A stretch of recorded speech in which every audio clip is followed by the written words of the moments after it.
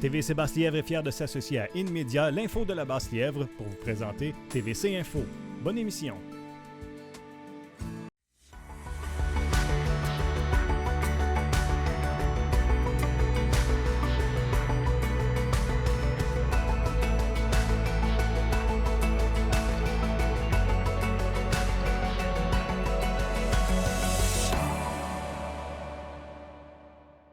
Bonjour tout le monde, mon nom est Floralie et cette semaine pour cette édition du 6 octobre 2021 de TVC Info, on fait le point sur les élections municipales. On connaît maintenant les candidats pour qui on pourra voter le 7 novembre prochain.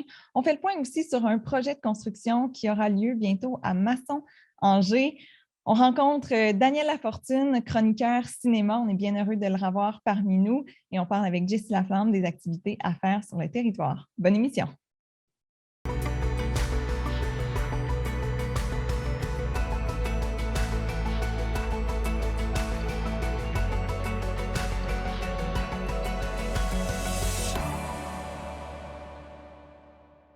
D'abord, aux actualités cette semaine, aux élections municipales, le 1er octobre dernier, c'était la fin de la période de mise en candidature. Alors, on connaît maintenant pour qui on pourra voter le 7 novembre prochain. Yannick Boursier, ça ressemble à quoi comme situation du côté de l'Est de Gatineau?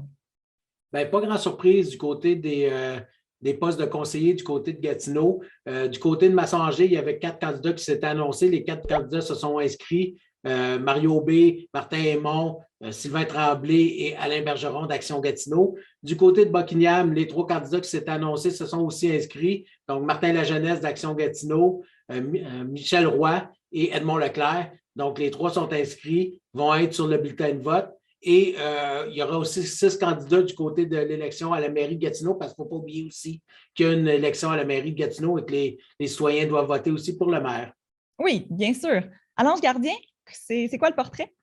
Du côté de l'Ange Gardien, il va y avoir aussi une course à la mairie, alors entre Marc-Louis XVI et Michel d'Ambremont. La même course qu'il y a eu en 2017, donc les 2 mêmes candidats qui sont de nouveau sur le bulletin de vote.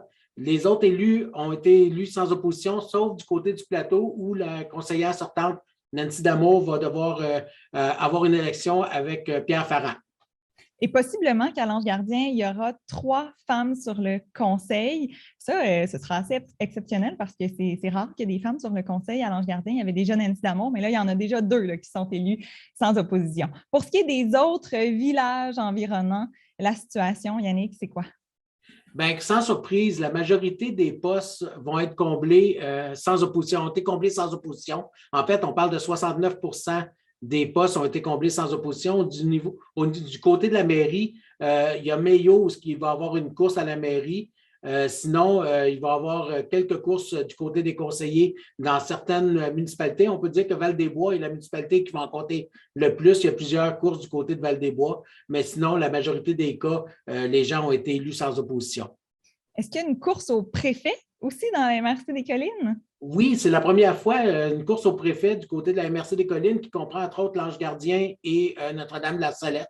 Donc, 3 candidats, Éric Antoine, Carol Green, qui est l'ancienne préfète, et l'ancien député Marc Carrière qui tente de faire un retour du côté de la politique.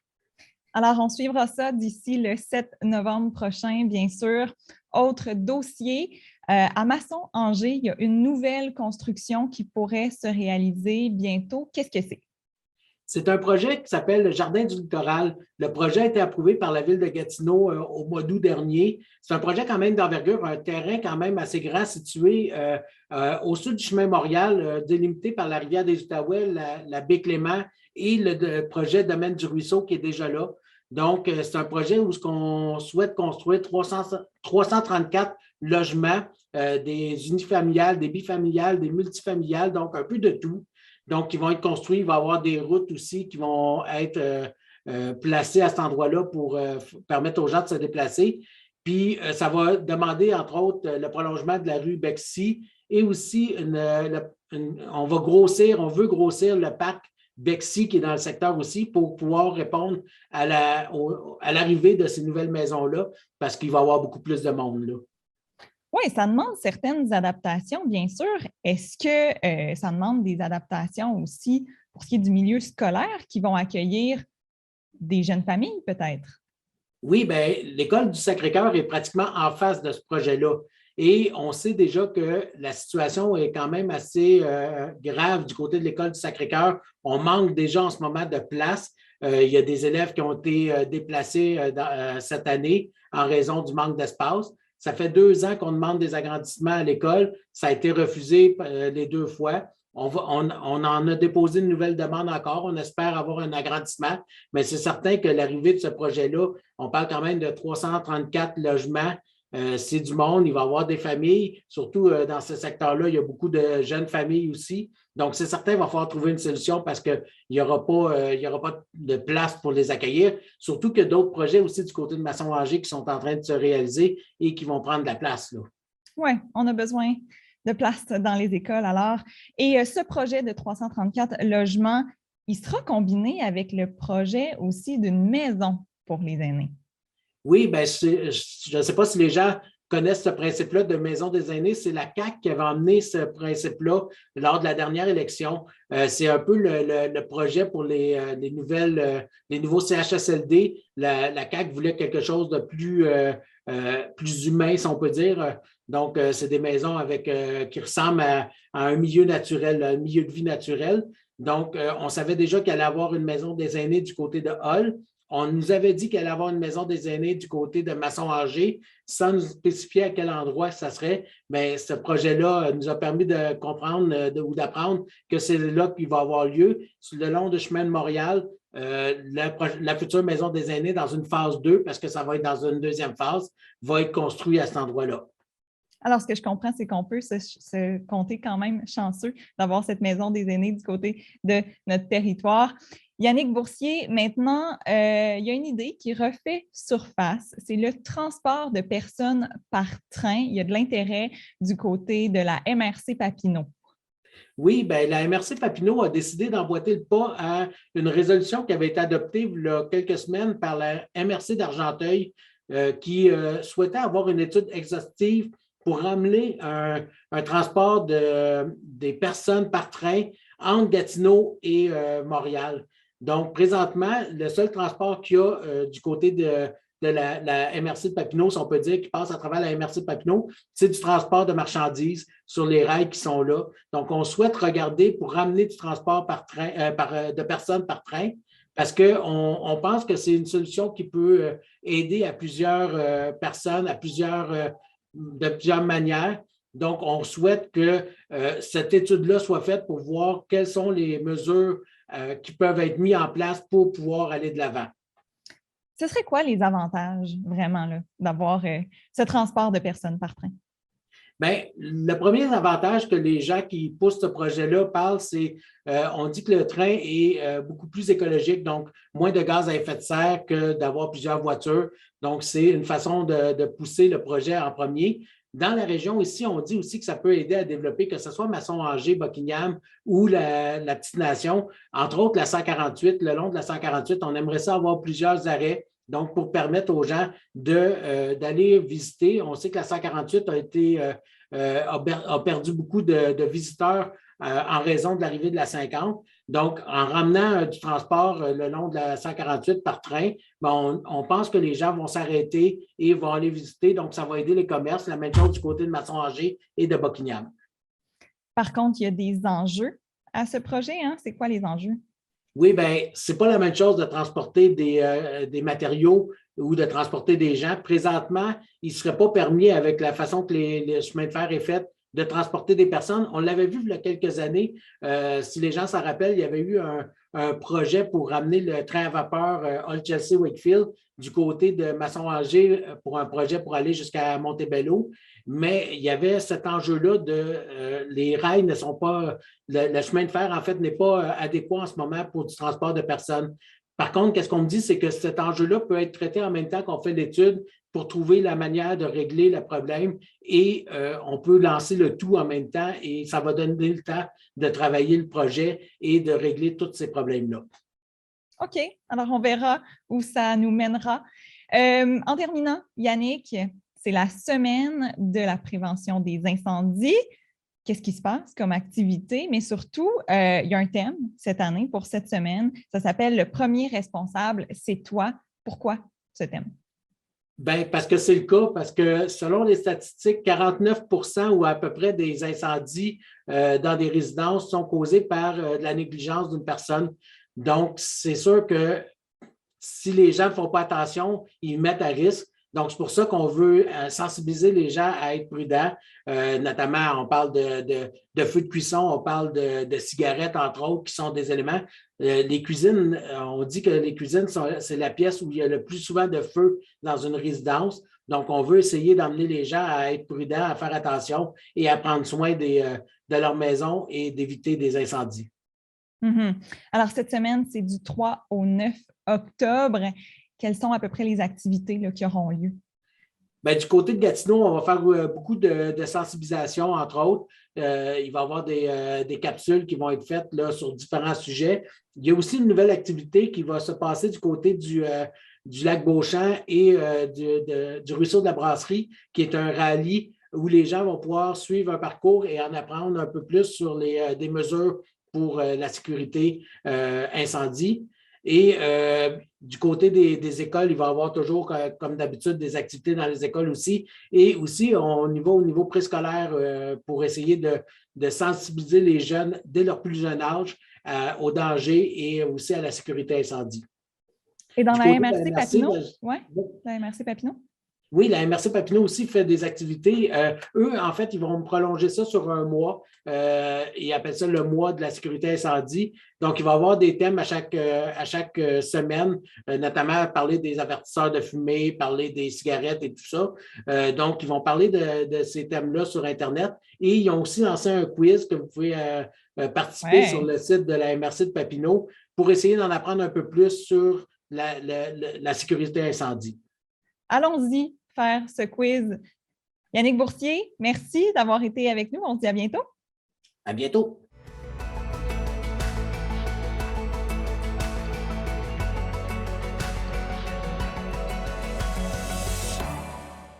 Daniel Lafortune, bonjour. Bonjour, Floralie. Écoute, je suis vraiment heureuse de te revoir parmi nous. Merci d'être parmi nous. Tu es allé voir 2 films. Oui, 2 films. En fait, j'en ai vu beaucoup, mais 2 particulièrement pour la TVC, dont le premier, un classique, Maria Chapdelaine. Un film québécois, mais aussi, on pourrait dire, français, hein, parce que l'auteur, il est français. 4e mouture de ce film, basé sur le livre de Louis Hémon, Maria Chapdelaine. Qu'est-ce que c'est cette histoire racontée dans cette dernière mouture? Ben, c'est la même histoire, sauf que la réalisation de Sébastien Pilote, qui est originaire du Lac-Saint-Jean, il n'en est pas à ses premières armes sur la réalisation de films qui se passent chez lui. On pense au film avec Gilbert Sicotte, Le Vendeur, qui avait été primé. Eh bien, dans Maria Chapdelaine, la dernière mouture datait de 1983 avec Gilles Carle. Cette fois-ci, on est allé chercher une jeune actrice de 18 ans, parce que dans le livre de Louis Hémon, Maria Chapdelaine n'a que 16 ans. Et je fais le contraste avec la Maria Chapdelaine de Gilles Carle. C'était sa blonde, Carole Laure, qui avait 32 ans à l'époque. Là, on est allé chercher une jeune comédienne, Sarah Monpetit, qui joue de façon tout à fait convaincante. Elle a été choisie parmi 300 actrices. Donc, cette mouture-là de Maria, c'est l'histoire de cette jeune fille dans un nouveau territoire en 1910, tout près de Péribonka. On est en train de s'installer aux abords ou tout près du lac Saint-Jean et elle va être sollicitée par 3 jeunes hommes. Donc, le premier, celui qu'elle préfère, François Paradis, qui est un coureur des bois, hein, c'est toute l'essence même du Québec. Le second, Lorenzo Surprenant, qui, lui, habite le Massachusetts. Et en 1910, il y a énormément de villes américaines qui ont accueilli des Québécois. En fait, il y en a eu 900 000 qui sont partis parce qu'il n'y a plus d'espace sur les terres et aussi, il y a toutes ces usines de textiles qui s'ouvrent, qui ont besoin de main-d'œuvre. Et le troisième, le voisin, Eutrope Gagnon. Je ne vous dis pas lequel elle va choisir. C'est à vous d'aller voir ce film-là. pour ceux qui n'ont pas lu le roman de Louis Hémon. Il y a le père qui, je pense que c'est une très grande interprétation de Sébastien Ricard, et la mère, tout aussi convaincante, c'est, j'ai oublié son nom, là, pardon, c'est Hélène Florent qu'on voit beaucoup à la télé. Donc, c'est une œuvre majeure de la littérature classique québécoise, même si ça a été écrite par Louis Hémon. Et il faut dire que Louis Hémon, après son écriture, pour retourner en France, il se promenait sur la voie ferrée dans ce milieu-là. Et il est mort au lac Saint-Jean, écrasé par un train. Quel destin tragique pour cette grande œuvre. Alors, il faut aller voir ce film-là. C'est lent, c'est 2h37, c'est très lent, mais on se sent comme en 1910. C'est ça qu'il faut regarder. Puis c'est ce qu'on veut quand on va voir un film. On veut s'imprégner du film. On veut avoir l'impression qu'on est dedans.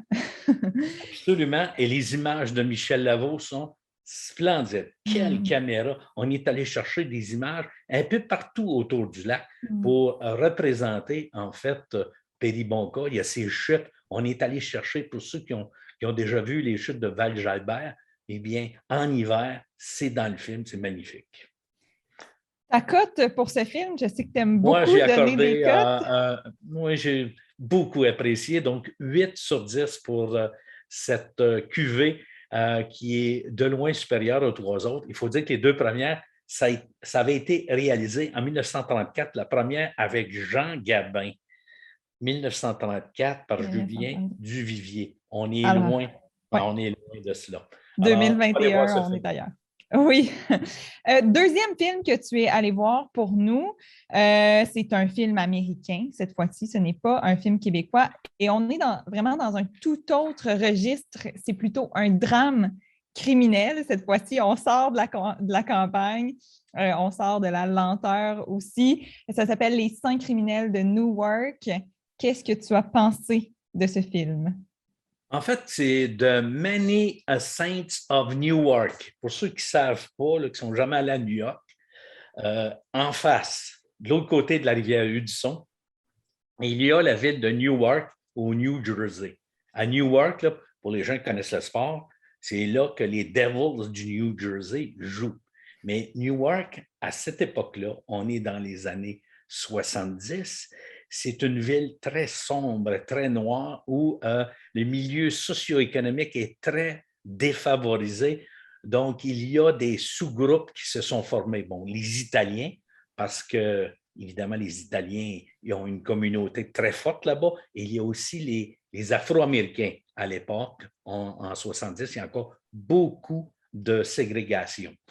Alors, dans ce film-là, qui est un petit peu, on va faire l'analogie de cette époque-là, il y avait The Godfather, qui a fait couler beaucoup d'encre. Les 3 versions étaient fantastiques. Je voudrais faire un rapprochement avec le film de Donnie Brasco, qui se passe dans New York. Donnie Brasco, joué par Al Pacino. Il y a beaucoup de ressemblances avec ce film-là. Alors, les criminels de Newark, c'est encore des Italiens, mais ils ont des, je dirais, des hommes à tout faire qui sont des Afro-Américains. Alors, Anthony Soprano, qui va être, il mène une vie assez tumultueuse avec une petite pègre et évidemment, partout dans la communauté de Newark, il y a des gageux qui se font, il y a des ventes qui se font et on récolte des sous, que ce soit dans un garage, que ce soit dans une épicerie, que ce soit dans un petit supermarché. Donc, on a étatisé, si on peut dire, des recettes qui font vivre cette petite mafia-là. C'est un film qui est près du peuple et pour avoir séjourné plusieurs fois à Newark, j'aime beaucoup comment on est allé chercher les images de ces maisons semi-abandonnées. C'est pas beau, Newark. Et on le voit et on le sent dans ce film-là. Cette réalisation de Alan Taylor, un réalisateur que je ne connaissais pas, est tout à fait convaincante aussi. Et La place de la femme, toujours secondaire. Et il y a la maîtresse. Les Italiens ont une femme qui fait la cuisine et ont une maîtresse avec laquelle on fait beaucoup de choses, d'autres. Alors, Daniel Lafortune, quelle cote tu donnes à ce film en terminant? Oui, c'est un très bon film aussi. Je donne la note de 7 sur 10. Il faut aller voir ce film-là en français au Cinéma Neuf ou en anglais pour ceux qui préfèrent la langue d'origine. C'est à Star City. Merci beaucoup, Daniel Lafortune. On se reparle bientôt pour d'autres commentaires, d'autres critiques de films. Merci. Et je vous reviens avec le Festival du film de l'Outaouais, version 22, en octobre. Oui! Bye bye.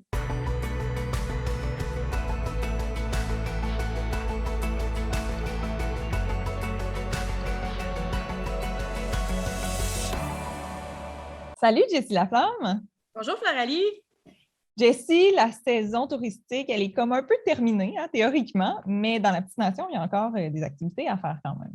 Il y a toujours des choses à faire en Petite Nation et ce que je suggère d'entrée de jeu cette semaime, c'est vraiment une chasse à l'art public. On sait, c'est le temps de la chasse, mais là, un autre style. Au lieu de chasser les animaux, on va chercher des œuvres d'art.